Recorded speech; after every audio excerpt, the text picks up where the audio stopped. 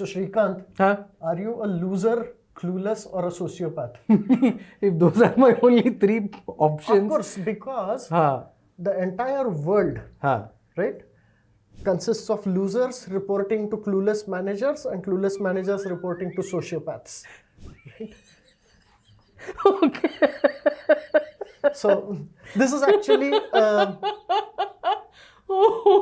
taken पुरानी यादें ताजा कर दी भाई.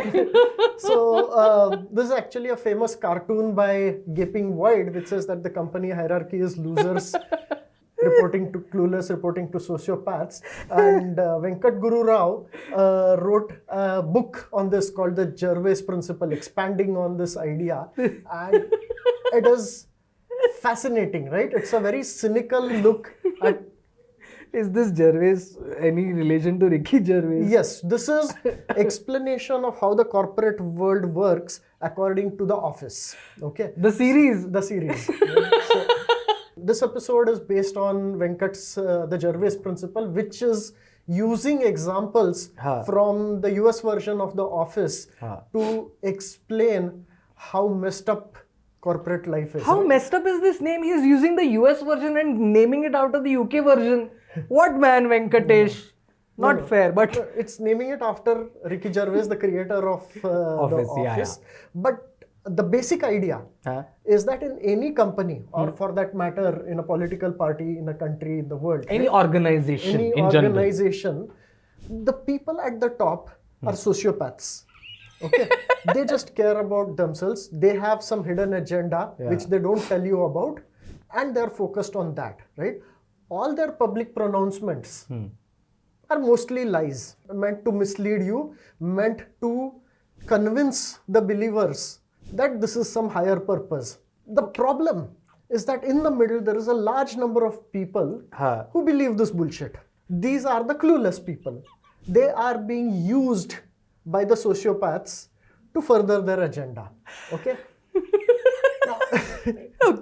Now, there are some people who see what is going on, right? Who can see that this is bullshit and that this person doesn't really believe in it. They can look back at the history a little bit, right? These people are the losers because they know what is going on, but they can do nothing about it. Losers in the chat represent.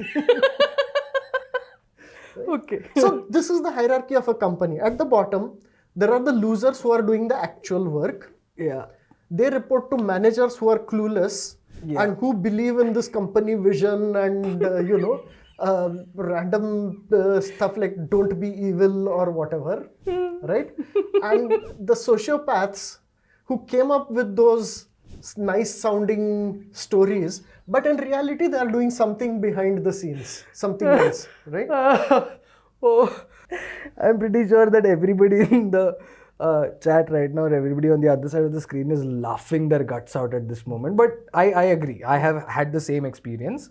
The people at the top, sociopaths. And this is, by the way, a verified study, I believe, that most leaders or most successful leaders for that matter are sociopaths. They're truly sociopaths and they do things only to satisfy a certain specific narcissistic agenda. But I mean, I think that's going a little too far. It's an exaggeration, but what I would say... It's a lived experience. What I would say is that most leaders do not publicly talk about their real plans, right? Yeah. The real strategy is something that is worked out behind the scenes. But those are company secrets, Naveen. They can never be revealed. Correct. Not even to the managers in the company who are supposed to be executing that strategy. Right? They are clueless. Exactly. So that's the point, right? So take an example of Google, right? I remember when in the early days when Google had this motto of don't be evil and Microsoft was of course the evil empire at that time and we were all so happy that finally somebody has come who can fight Microsoft and they have a stated policy of being good throughout, right? Until they didn't. I mean, it was like, it took a little while for us to realize that this don't be evil was just something they were saying because as soon as they became big enough, they started doing evil things and very quietly removed "Don't Be Evil" from their websites and from their company documents and so on. This actually happened. And they actually had "Don't Be Evil" on their websites. They actually had "Don't Be Evil" written on their websites. They made it like a huge marketing push. Google believes in the philosophy of "Don't Be Evil," and then suddenly one day that line disappeared from all of their content, from all of their website. And that's why I have huge distrust with Google about Google. Well, that's just not just Google, right? Pretty much any company, that's how it works, right? Yeah. All the goody public pronouncements are there just as goody pronouncement to keep the clueless people all charged up. And the losers in their place. Yeah. Well, losers you don't have to worry too much about, right? Because, I mean, see, there are 3 categories of losers. Okay. I mean, when you're fresh, right? You don't know anything about what is going on. So you're the wide-eyed loser. We are a wide-eyed loser, right? Now, what happens is that you first listen to the vision and the goody promises. In the beginning, you are excused if you believe it, right? Now the thing is, I mean, do you go out of your way and like really work hard towards that, right? When you are working extra hard, and of course at that stage your remuneration, whatever you get, is not going to be really, that high. Correct. Right? Correct. So if you're overachieving as a loser, right? Usually the sociopaths will promote you because you have all the potential to become a clueless manager, right? The whole point is that if you're too stupid to see that putting in effort at this stage is a waste of time, especially into like something that they just made up and is not the real strategy, right? Then you are a clueless person who is gullible and can be used, manipulated, right? You get promoted to. Second category of loser are those who quickly realize that this is all bullshit, right? And then what they do is that they say, you know what, there is no point in me putting so much effort. So they will put in the minimum amount of effort needed to not get fired, right? So those are the losers. They are the ones who are just going to be there. They are the ones who are going to do all the real work because they are not getting promoted to managers, and also because they are not sociopathic enough to become leaders. Right? Okay. There is a category of losers who see what is going on, and then they say, you know what, I want to be with the big boys. Right? And then you start a little game of manipulation. You are an underachiever, but using all that free time to see ways in which you can get into interesting positions, right? That just sounds like a sociopath in the making. Exactly. The sociopaths will groom such people to take over from them when they are ready to jump ship to a better opportunity so they can leave it in the hands of the new sociopath. Man, this video just... It eviscerated my entire career to this point. Right. I mean, when I first read about this, since then it has changed how I view the world, right? Losers produce, sociopaths strategize, and the clueless are the buffer in between, which are there to protect the sociopaths from any blowback in case things go wrong. Yeah, now that you've said that, I can actually start seeing characters of The Office in that light. Sociopaths, clueless, and losers. But do you want to name names here? Yeah, of course. Jim is clearly a loser. Michael Scott thinks he's a sociopath, but he's clueless.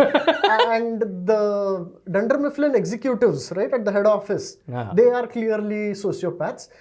And in fact, if you are a fan of The Office, you should definitely go and read Venkat's The Gervais Principle. Lots of examples, but we will not cover them in this episode because those are spoilers and some of you will might not want to see the series, right? Yeah. But why don't I take some real life examples, right? That is exactly what I was about to ask you. I mean, in political parties, there are so many lovely examples, right? So for example, what about Congress politician who's daily making fiery speeches about secularism and minorities, and then one fine day suddenly joins the BJP, right? Straight for the jugular again. What about a politician who's going on and on and on about how, all teaching should be in Marathi medium and whose own children are in international board English schools, right?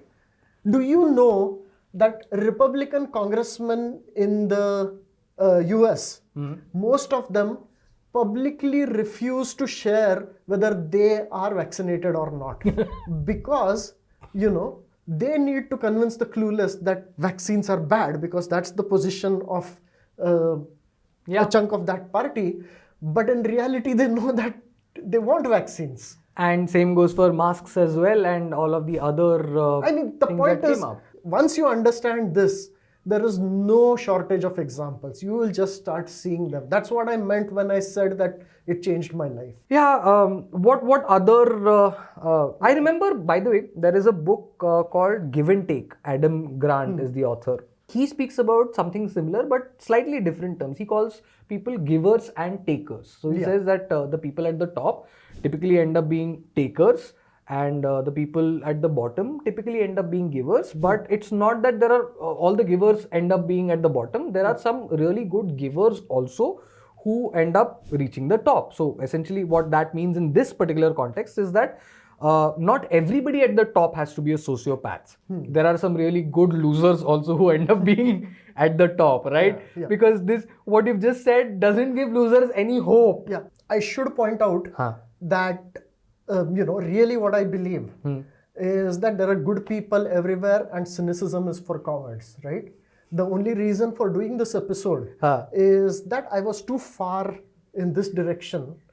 And that's why I am talking about the completely other end, the cynical end of it, so that my worldview has shifted somewhere in the middle, right? I call this my pendulum principle. We have to talk about the pendulum principle in another episode because we haven't spoken about that yet. And if by the time you're watching this, hearing this, we've spoken about it, you'll find a link in the description, show notes. Usually, when I say something, right, it's not necessary that it is 100% true, right? The truth is always somewhere in the middle. But the reason I'm saying this is because you are probably too far at the other end and this will pull you in this direction. So the other end being people who completely are gullible about their sociopaths managers' intentions and eat up everything that they have to tell them, right? Yeah, so it's not a good idea to be completely cynical all the time. There are some good people who really believe what they say and say what they believe. But keep in mind that a large chunk of people at the top are really sociopaths and that they have hidden agendas that you don't know about. Right? And also go check out the book Give and Take by Adam Grant because there are some examples of how you can identify the sociopaths. Not exactly that, but something similar to that. So one extreme is that people believe that all of the top level head honchos, brass are sociopaths. The other level is people believe that no, they have the best interest of company at heart, and the truth is somewhere in between. And I mean, the point of this episode is that you should know that both possibilities exist and you should make an effort to try to understand which is which, right? Yeah, we are not saying don't trust your managers. We are not saying trust your manager. We are saying evaluate. Correct. And while we are talking about the org chart of the world, there are a couple of other org charts of the world which are also very interesting, right? Okay. So, have you heard of the Peter Principle? No. It's a book written by a person called Peter. This Peter guy is a sociopath, naming the book after himself and the principle after himself. So, in any big organization, think of what happens, right? Each person, if they do a good job at this level, they get promoted to the next level. Correct. If they do a good job there, they get promoted next. If they do a bad job here, what happens? They stay there. They stay there. Every person rises to his level of incompetence, right? So in steady state, everybody is doing a job that they are incompetent at. That's the Peter Principle, right? Scott, read that, it's interesting and it's like a serious academic work. On the other side is Scott Adams, creator of Dilbert comics.